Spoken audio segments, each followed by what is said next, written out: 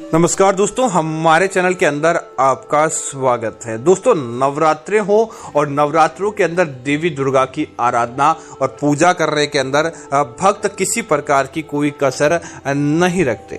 भक्त माँ दुर्गा की इसी हेतु पूजा करते हैं, किसी न किसी रूप से माँ दुर्गा उनकी पुकार सुन ले और उनके जीवन के अंदर हमेशा खुशियां बनी रहे, उनके जीवन के अंदर दुख दारुणियां भूल कर भी नहीं आए और सदैव घर परिवार के अंदर अच्छी चीजें देखने को मिले। इसीलिए कन्या पूजन करते हैं, देवी देवताओं का आशीर्वाद लेते हैं ताकि उनके जीवन के अंदर किसी भी प्रकार का दुख दारुणियां नहीं रहे। नवरात्र में माता रानी को खुश करने के लिए दोस्तों लोग सबसे ज्यादा छोटी कन्याओं को भोजन कराते हैं। नवरात्रि के सप्तमी, अष्टमी और नवमी तिथि को सबसे ज्यादा छोटी कन्याओं को भोजन कराने के साथ कन्याओं को दोस्तों गिफ्ट देने का, कन्याओं को कुछ उपहार देने की परंपरा बरसों से चली आ रही है। मान्यता है नवरात्र में मां भवानी इन छोटी छोटी कन्याओं के रूप में आपके घर का परिवार के अंदर आशीर्वाद देने के लिए आपके घर पर जरूर आती है।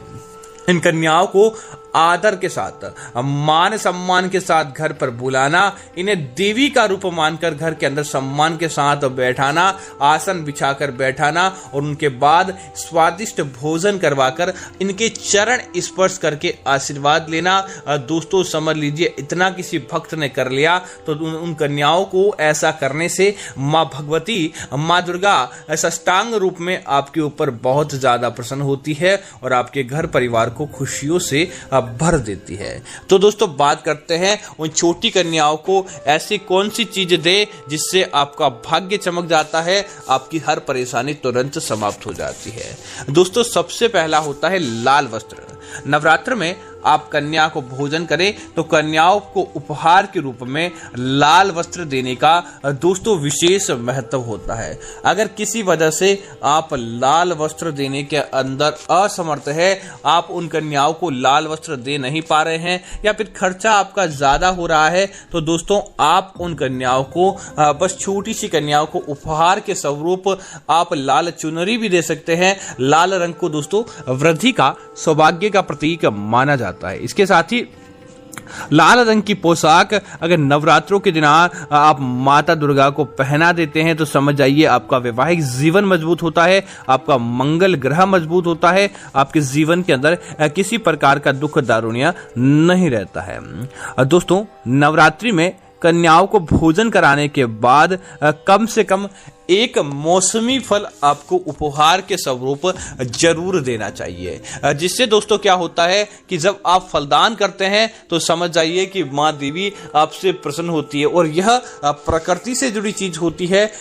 माना जाता है नवरात्र में कन्याओं को फल देने से आपके अच्छे कर्मों का फल कई गुना वापस होकर प्राप्त होता है। फलों में सबसे शुभ और सबसे पवित्र और सबसे उत्तम फल माना जाता है केला और नारियल। माना जाता है केला भगवान विष्णु जी का प्रिय फल और नारियल यानी श्रीफल अम्मा लक्ष्मी का प्रिय है। तो आप इन दोनों का ही दान कर दीजिए या इनमें से एक का दान कीजिए, निश्चित तौर पर आपके घर परिवार के अंदर सुख समृद्धि के अंदर वृद्धि होती है। दोस्तों कन्याओं को भोजन कराने के लिए आप कम से कम दोस्तों चटपटा भोजन आज के समय बालिकाओं को बहुत ज्यादा प्रिय होता है और चटपटे भोजन को तो बालिकाएं सहर्ष रूप से स्वीकार कर लेती है। लेकिन आजकल मिठाई का चलन कम हो चुका है और मीठा कम खाती है। लेकिन आप अगर किसी वजह से आप मिष्ठान शामिल नहीं कर पाए, आपको मिष्ठान शामिल करना नहीं कर पाए, तो घर के अंदर साफ सुथरे ढंग से आप सूजी या आटे का हलवा बनाएं और इसका भोग सबसे पहले तो आप माता रानी को लगाएं और उसके बाद आप कन्याओं को खिला दें या फिर आप खीर भी बनाकर छोटी कन्याओं को खिला दें। ऐसा करने से आपके गुरु ग्रह की मजबूती बढ़ जाती है और माँ भगवती, माँ दुर्गा आपसे प्रसन्न होती है। आपके जीवन के अंदर किसी प्रकार का दुख दारुण्य नहीं रहता है। दोस्तों इसी तरह छोटी कन्याएं सजने संवरने के बाद बहुत सुंदर और देवी के रूप में लगती है। उनका दर्शन करना ही सुबह सुबह, अगर किसी वक्त सुबह सुबह छोटी कन्याओं का दर्शन मात्र कर लेता है तो उसके जीवन के आधे विकार तो दोस्तों ऐसे ही समाप्त हो जाते हैं। इसीलिए हमेशा उनके चेहरे पर मुस्कान जरूर होनी चाहिए। तो नवरात्रों में कन्या भोजन करवाने के बाद कन्याओं को श्रृंगार की सामग्री जो छोटी कन्याओं के लायक हो, छोटी कन्याएं जिसका श्रृंगार कर पाए, ये श्रृंगार सामग्री आप पहले माँ दुर्गा को अर्पित करें और माँ दुर्गा को अर्पित करने के बाद उन छोटी कन्याओं के मध्य जो छोटी कन्याएं श्रृंगार कर पाए ऐसी ही सामग्री आपको उन्हें देनी चाहिए। मान्यता है ऐसी श्रृंगार की सामग्री अगर आप छोटी कन्याओं को देते हैं तो सीधे माँ दुर्गा के द्वारा यह सामग्री स्वीकार कर ली जाती है और माँ दुर्गा का आशीर्वाद आपके घर परिवार और आपके जीवन पर देखने को मिल जाता है और घर परिवार के अंदर सदैव सकारात्मकता बनी रहती है। दोस्तों इसी तरह चावल या जीरा,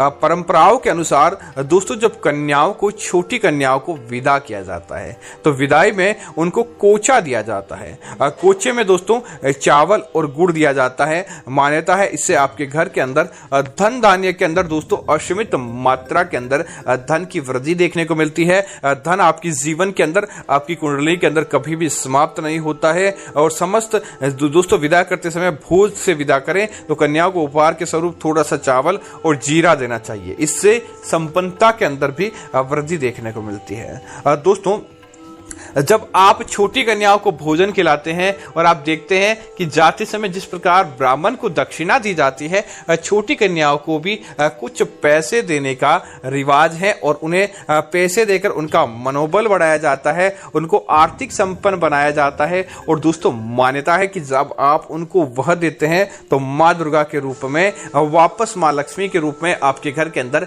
सहस्त्र गुना लौटता है। तो नवरात्रों में कन्याओं को विदा करते समय दक्षिणा के रूप में आप उन माँ लक्ष्मी को प्रसन्न करने के लिए जो आपके भंडार भर देती है, हो सके तो छोटी कन्याओं को अपने सामर्थ्य के अनुसार 11, 21 या 51 रुपए देने चाहिए, जिससे आपके घर के अंदर समृद्धि बढ़ती है और जीवन के अंदर किसी प्रकार का दुख दारुणिया नहीं रहता है।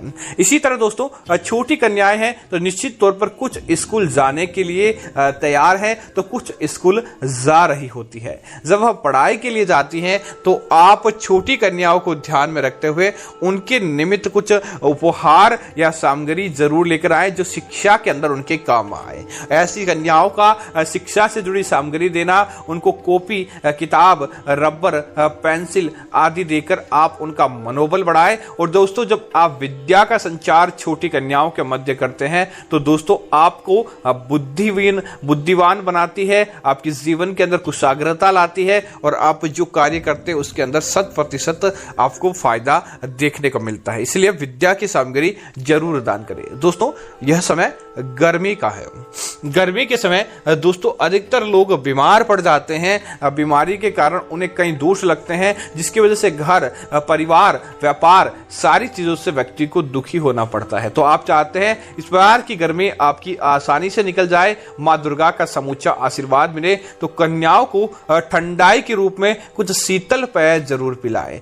आप घर के अंदर चाहे नींबू पानी हो या किसी भी प्रकार का शीतल पेय हो, छोटी छोटी कन्याओं को जो इस प्रकार आप भोजन करवाते हैं, भोजन के साथ शीतल पेय, किसी प्रकार का जूस आपको जरूर पिलाना चाहिए। इससे आपके जीवन के अंदर ग्रहों की अशांति समाप्त होती है, ग्रहों के अंदर ठंडक देखने को मिलती है और घर परिवार के अंदर कोई भी सदस्य बीमार पड़ने से बचता है, बस मात्र यह चीज करने से।